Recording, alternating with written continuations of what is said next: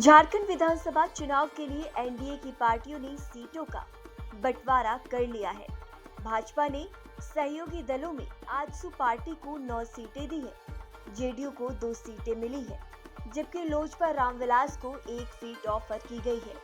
वहीं जीतन राम मांझी के नेतृत्व वाले हिंदुस्तानी अवाम मोर्चा पार्टी की इच्छा भी झारखंड में विधानसभा चुनाव लड़ने की रही, लेकिन उसे कोई सीट नहीं दी गई है। सुदेश महतो के नेतृत्व वाली आजसू पार्टी को 10 सीटें दी गई। हालांकि इसके साथ शर्त है, इस सीट पर लोजपा को ऑफर की गई है 1 सीट। अगर चिराग पासवान मान जाते हैं तो आजसू को 9 सीटों पर ही चुनाव लड़ना पड़ेगा। नीतीश कुमार के नेतृत्व वाले जेडीयू को 2 सीटें दी गई है। इनमें 1 सीट सरयू राय के जेडीयू में शामिल हो जाने के बाद सीटिंग सीट हो गई है। झारखंड में भाजपा के दूसरे चुनाव प्रभारी असम की सीएम हिमंता बिस्वा सरमा की माने तो सीट बंटवारे का औपचारिक ऐलान भी 2-3 दिनों के अंदर हो जाएगा।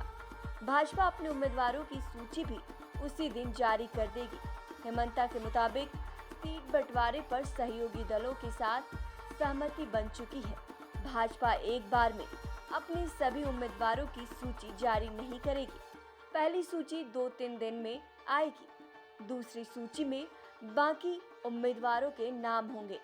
पहली सूची में अनुसूचित जनजाति की 28 उम्मीदवारों के नाम होंगे। भाजपा पिछली बार इनमें सिर्फ 2 सीटें ही जीत पाई थी। भाजपा की सर्वाधिक चिंता इन्हीं सीटों को लेकर है। इसके लिए भाजपा ने अनुसूचित जनजाति से आने वाले अपने दिग्गज नेताओं को मैदान में उतारने का फैसला किया है। बाबूलाल मरांडी को छोड़ अर्जुन मुंडा और चंपई सोरेन समेत कई बड़े नेताओं के नाम एसटी सीटों के लिए भाजपा ने तय किया है। हालांकि एक जानकारी ये भी निकलकर सामने आ रही है कि अर्जुन मुंडा खुद चुनाव लड़ना नहीं चाहते। अपनी जगह वो पत्नी मीरा मुंडा को प्रत्याशी बनाना चाहते हैं। भाजपा पिछली बार हेमंत सोरेन मात खा गई थी।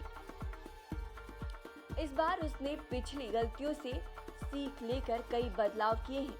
इस क्रम में भाजपा ने पूर्व सीएम और अभी ओडिशा के राज्यपाल रघुवर दास को चुनावी परिदृश्य से बाहर रखा है।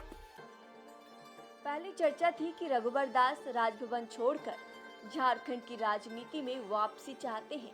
ऐसा ना हो पाने पर उन्होंने अपनी किसी परिवारिक जन को टिकट दिलाने का प्रयास किया। भाजपा ने उनकी बातें नहीं मानी। हाँ, जमशेदपुर पूर्वी की सीट को सरयू राय से मुक्त कराने में जरूर कामयाब रहे। पुख्ता जानकारी ये भी है कि सरयू राय अपनी पुरानी सीट जमशेदपुर पश्चिम से जेडीयू के टिकट पर लड़ेंगे। रघुवर दास को हराकर जमशेदपुर पूर्वी सीट झटकाने वाले इस शर्त पर वो सीट छोड़ने को तैयार हुए हैं। वहां से रघुवर दास के परिवार के किसी सदस्य को उम्मीदवार न बनाया जाए। भाजपा भी रघुवर के साए से बचना चाहती है, इसीलिए सरयू की शर्त स्वीकार कर ली गई है।